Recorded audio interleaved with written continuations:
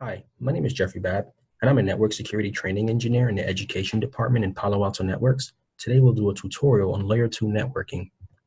In this tutorial, we'll look at Layer 2 addressing and forwarding, including MAC addresses, CSMA/CD, and CSMA/CA, switching and bridging logic, which includes broadcasts, unknown unicast and switching loops, DHCP, ARPs, VLANs, and tagging and trunking.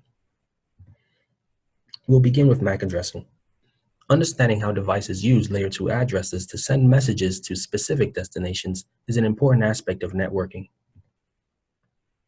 A MAC address is a number that uniquely identifies a network node.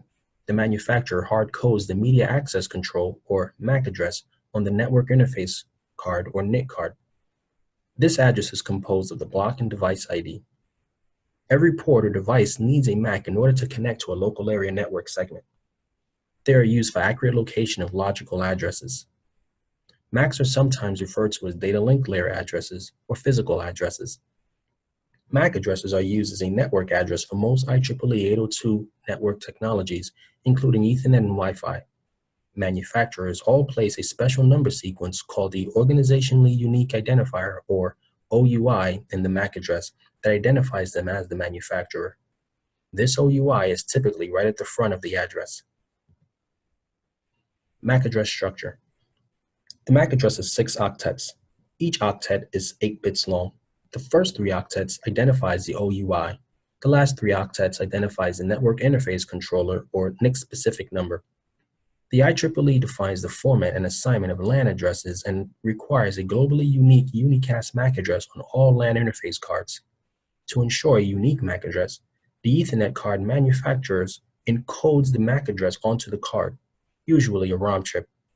The first half of the address identifies the manufacturer of the card. This code, which is assigned to each manufacturer by the IEEE, is called the Organizationally Unique Identifier, or OUI. Each manufacturer assigns a MAC address with its own OUI as the first half of the address. The second half of the address is assigned a number that the manufacturer has never used on another card. Types of addresses. Unicast. They are used when a single recipient of a frame is the intended destination. Group addresses. You have the broadcast and the multicast. The broadcasts are used when an Ethernet frame is intended for all of the devices that are on the LAN and have a value of all Fs in hexadecimal notation. Multicasts. They are used to allow many, but not all of the devices on the LAN to communicate. Frames are a package for the data that includes not only the raw data or payload, but also the senders and receivers' network addresses and required protocol control information. A frame is usually transmitted bit by bit and contains a header field and a trailer field that frame the data. In the figure, the flag and address fields constitute the header. The frame check sequence and the flag fields constitute the trailer. The information or data in the frame may contain another encapsulated frame that is used in a higher level or different protocol. Ethernet framing. Framing defines how a string of binary numbers is interpreted. Layer 1, or the physical layer, moves the strings of bits from one device to another. Framing is a process of formatting data in a manner that can be interpreted by another device on an Ethernet network. In this frame, we see the destination MAC address identified as all Fs because this is a broadcast message, and the source MAC, which is identified as the MAC address of the source host. And finally, the trailer, which is at the end of the frame. Inside of the frame, we have the IP packet. We have the destination IP, which is identified as the 192.168.1.255 address because that is the broadcast address for this particular subnet. We have the source IP, which is 192.168.1.5 because that is the source IP of the source host that is sending the broadcast message. To use Ethernet, the network layer protocol would place its packets, the layer 3 PDU, into the data portion of the Ethernet frame. However, when a device receives such a frame, that receiving device needs to know what type of layer 3 PDU is in the Ethernet frame. The PDU could potentially include an IP packet, OSI packet, or some other layer 3 PDU that is created by a vendor. In this graphic, we have the preamble, which is 7 bytes in the field length, which is used for synchronization. The start frame delimiter, which is 1 byte, which signifies that the next byte begins the destination MAC field. The destination MAC address, which is 6 bytes, which identifies the intended recipient of this frame. The source MAC, which is 6 bytes, identifies the sender of this frame. The length, which is 2 bytes, defines the length of the data field of the frame. The type field, which is 2 bytes, defines the type of protocol listed inside of the frame. Either the length or the type is present, but not both. The data field, which is 46 to 1500 bytes, holds data from a higher layer, typically a layer 3 PDU. It's often an IP packet. Finally, the frame check sequence, the FCS field, which is 4 bytes, provides a method for the receiving link to determine if the frame experienced transmission errors. The IEEE 802.3 specification limits the data portion of the 802.3 frame to a maximum of 1500 bytes by default. However, if jumbo frames are enabled, the maximum frame size can be increased to 9000 bytes. The data field was designed to hold layer 3 packets. The term maximum transmission unit, or MTU, defines the maximum layer 3 packet that can be sent over a medium. To create a type field for frames that uses length as the type in the type length field, either 1 or 2 additional headers are added after the Ethernet 802.3 header, but before the layer 3 header. For example, when sending IP packets, the Ethernet frame has 2 additional headers, an IEEE 802.2 logical link control, or LLC header, and an IEEE Subnetwork Access Protocol, or SNAP header. Error detection. Error detection is the process of discovering a frame's bits has changed as a result of being sent over a network. Bits may change for many small reasons, but generally, such errors occur as the result of some kind of electrical interference. The Ethernet frame check sequence, or FCS field in the Ethernet trailer, allows the device receiving an Ethernet frame to detect whether the bits were changed during transmission. To detect an error, the sending device calculates a complex mathematical function with the frame content as input. The result of this calculation is entered as 4 bytes in the FCS field. The receiving device performs the same calculation on the frame. If the results match, no errors were detected. If the results do not match, then an error has occurred and the frame is discarded. This is referred to as error detection. Ethernet takes no action to cause the frame to be retransmitted. Other protocols, notably TCP, can notice that some data was lost and cause error recovery to occur. This is known as error correction. Carrier sense multiple access with collision detection and carrier sense multiple access with collision avoidance. CSMA/CD is a protocol in which a node senses the network medium before transmitting data. This rule for communication is shared by all Ethernet networks. In CSMA/CD, each node waits its turn before transmitting data. CSMA/CD is used on wired Ethernet. Each node waits its turn before transmitting data. In CSMA/CD, it isn't deterministic like token ring is. It is contention-based, and so it's more like each node waits its turn until it believes the media is open and not being used before it begins transmitting its data.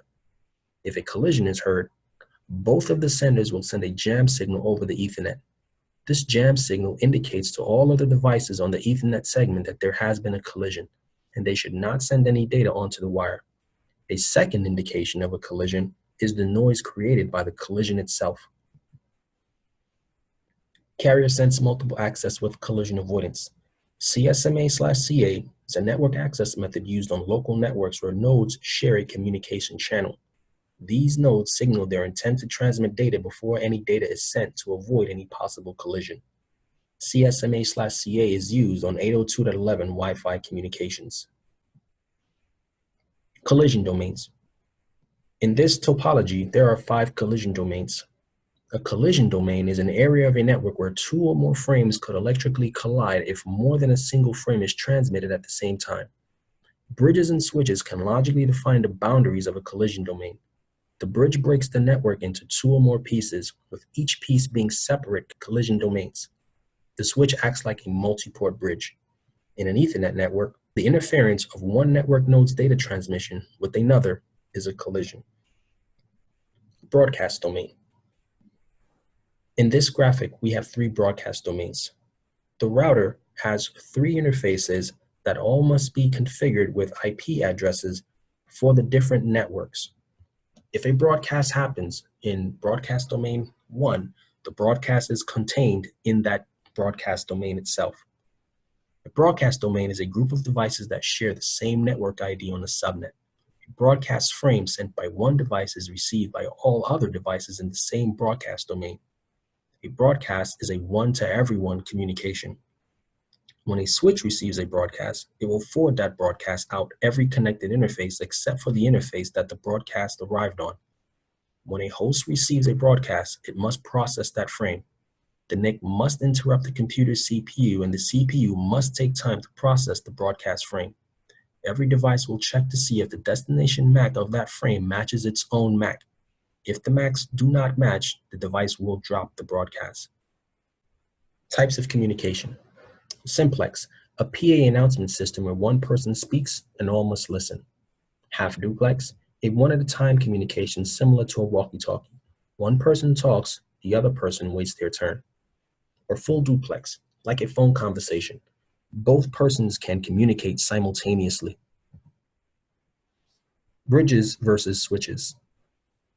Bridges are switches with more ports.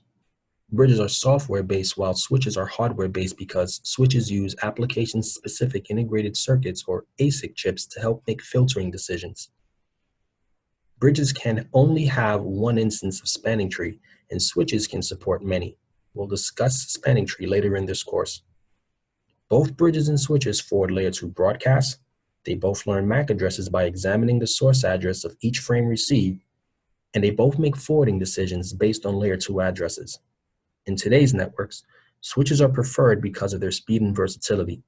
Every switch is pre-configured with the default VLAN 1, which is a broadcast domain. Each switch port represents a single collision domain. If 2 switches are connected together, it just becomes a larger broadcast domain called VLAN 1. If a broadcast is sent on this segment, every device that is connected to the switch would also receive the broadcast. This includes any other switch that is attached and every device that is attached to those switches. Switch functions at layer 2. Address learning, forwarding and filtering, and loop avoidance. With address learning, when a PC is plugged into a switch interface, the spanning tree protocol is activated and the corresponding switch port will learn the MAC of that PC. The MAC will be added to the MAC address table on the switch and it will be associated to the interface of the switch that learned it. The MAC address is identified as the physical address beginning 000C in the graphic. To see your PC's MAC address, click Start and type CMD in the search bar and hit Enter. This will start command prompt. Then type ipconfig /all. In the image, how switches learn host locations, if device A wants to send a message to device C, if this is their first communication, device A will not know device C's MAC address. Device A will send an address resolution protocol request or ARP to the IP address of device C. ARPs by default are broadcasts that basically say, whoever on this network that has this specific IP address, please respond with your MAC address. The ARP request that is sent will include the MAC address of the device that sent it, in this case, device A. The switch will then cache the MAC address of device A and associate it to the interface that it is plugged into on the switch. Every device connected to the switch will receive the ARP request, and every device that is not using the IP address that the ARP was intended for will ignore the ARP. Only device C will respond to the ARP, basically saying, I have that IP address and here is my MAC address. This response will include device C's MAC address. The switch will cache this MAC address and associate it to the interface that device C is plugged into. The switch will then forward the response from device C out to the interface that device A is connected to. Device A now has the IP and MAC address of device C and can now forward a unicast message to device C. Forwarding and filtering. When a frame arrives at a switch interface, the device MAC address is compared to the forward filter MAC database. If the destination MAC is known and listed in the database, the frame is sent out that interface only.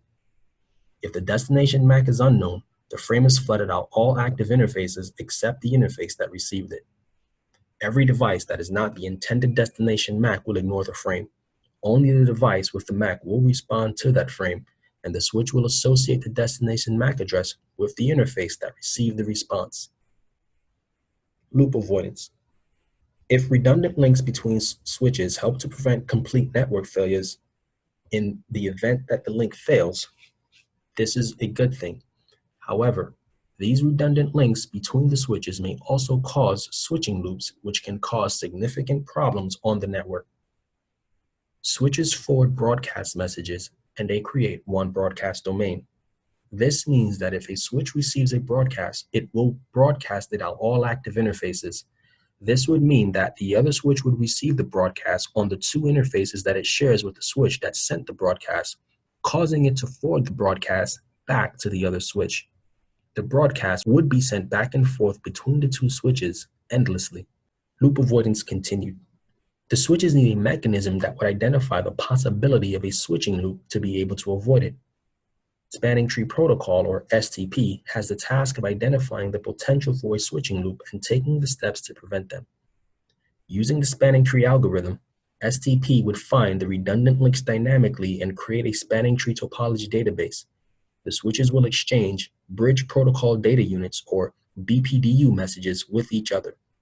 The BPDUs contains the bridge ID and MAC address info of those switches. The switches will use this information to have an election to determine which switch will be in charge. This switch is identified as the root bridge.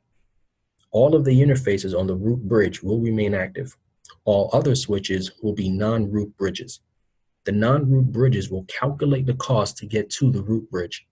The interfaces on the switches with the lowest calculated cost to the root bridge will be active. These interfaces are called root ports. If there are switches with the same cost to the root bridge, then the switch with the lower bridge ID is used. If a switch has multiple ports that can access the root bridge, the port with the lowest port number will be used. The port that is used is the designated port. This is the port with the best bandwidth to get to the root bridge. Dynamic Host Configuration Protocol. DHCP is a network management protocol that is used to automatically assign IP addresses to network devices. Any device that is configured as a DHCP client could receive TCP/IP configurations from the DHCP server on the network. This includes the IP address, subnet mask, default gateway, DNS server, and WINS server. A DHCP server would have to be configured with this information so it can share it with the clients. The server should be configured with enough addresses in the DHCP pool to be able to address all of the potential clients. DHCP process. The DHCP client will need to talk to the DHCP server to receive an IP address. This procedure is called DORA, Discover, Offer, Request, and Acknowledge. The client will send a DHCP discovery request, which is a broadcast message out on the network. Every device that is not the DHCP server will ignore the message. The DHCP server will respond to the message with the DHCP offer, basically saying, I am the DHCP server and I can offer you this address. The client will then make a DHCP request for the address. The server will then send the DHCP acknowledgement saying or acknowledging that the client has accepted the address that was offered. Address Resolution Protocol. ARPs. Network hosts use the Address Resolution Protocol, or ARP for short, to discover and map the hardware address of a local peer to a specific destination IP address. In other words, ARP enables hosts to insert the correct destination MAC address in the Layer 2 frame in order to reach the more universally recognized destination IP address in the Layer 3 packet. Before sending a packet, a host consults its ARP cache, a table containing a mapping of all known IP addresses and the MAC addresses to which they must be sent in order to reach that IP address. If the Layer 3 destination IP address belongs on the same local network as the source IP address, then the host sends out a Layer 2 broadcast packet destined to all Fs, asking all local peers if your IP address matches the destination IP address in this packet, please send your MAC address. If the host exists on the local network, then the ARP reply will contain the source MAC address in the layer 2 frame header. If the destination IP address belongs to a different network than the host local network, then the packet is forwarded to the local gateway, complete with the destination MAC address of that gateway. But it will contain the destination IP address of the intended layer 3 host. Also known as ANDing, this process of checking the destination IP address against the network ID of the sender is vitally important to moving inter-network traffic across local segments. From gateway to gateway until the final hop reaches a gateway who can locally reach the intended original layer 3 IP recipient. Virtual Local Area Network. VLANs are logical grouping of network devices. VLANs break up broadcast domains into smaller broadcast domains. A broadcast in a VLAN is contained within that VLAN. By default, devices in separate VLANs cannot communicate with each other, but devices that are in the same VLAN can. Different VLANs require a router to send traffic to each other. VLANs are subnets or broadcast domains from the perspective of a switch. Switches use the VLAN ID to determine which ports or interfaces to send a broadcast packet to. Switches are one broadcast domain by default called VLAN 1. If two switches are connected together, it just becomes a larger broadcast domain, still named VLAN 1. Every device that is connected to these switches must share the same network ID. For example, they must all belong to the 192.168.1.0 subnet. If you wanted to logically divide the switch into multiple broadcast domains, all with different network IDs, then additional VLANs can be created on the switches. All interfaces on the switch will belong to VLAN 1 by default. Assuming that you've created an additional VLAN named VLAN 2, any interface that you wanted to be a part of VLAN 2 would need to be assigned to VLAN 2 using your GUI or the CLI. Now that you've created multiple VLANs, if you want to connect your switch to another switch that also has VLANs configured, the connection between these switches must be configured as a trunk link. 802.1q tags and trunking. Trunks are used to carry traffic that belongs to multiple VLANs between devices over the same link. A device can determine which VLAN the traffic belongs to by its VLAN identifier. The VLAN identifier is a tag that is encapsulated with the data. ISL, or inter-switch link, and 802.1q are two types of encapsulation that are used to carry data from multiple VLANs over trunk links. 802.1q is the IEEE standard for tagging frames on a trunk and supports up to 4,096 VLANs. ISL is a Cisco proprietary protocol for the interconnection of multiple switches and maintenance of VLAN information as traffic goes between switches. In 802.1q, the trunking device inserts a 4-byte tag into the original frame and recomputes the frame check sequence before the device sends the frame over the trunk link. At the receiving end, the tag is removed and the frame is forwarded to the assigned VLAN. 802.1q does not tag frames on the native VLAN, which is VLAN 1 by default. It tags all other frames that are transmitted and received on the trunk. This concludes our Layer 2 networking tutorial. Please feel free to view some of our other videos. I hope this one was informative for you. Until next time, have a good day.